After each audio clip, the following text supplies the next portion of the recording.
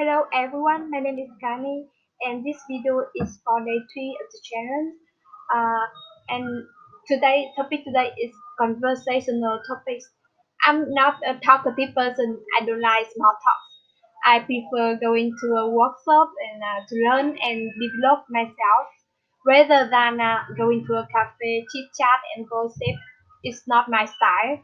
When I learn a new language and have new friends, we talk a lot about how to learn a language and the difference between two countries and cultures. When I take my friend to some attractions, I want to tell them the stories behind these places. Food is also interesting topic to talk about. We can go to restaurants together, enjoy different dishes, and talk about it with deeper relationship, when we know each other better, we talk about our lives. For example, the meaning of life, or different things that we care about, like meditation, work, environment.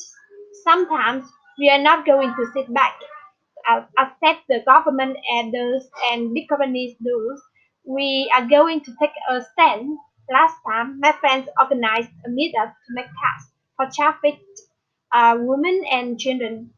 Personally, I think it's very meaningful, and we are paving the way for a future with dignity, respect, and happiness.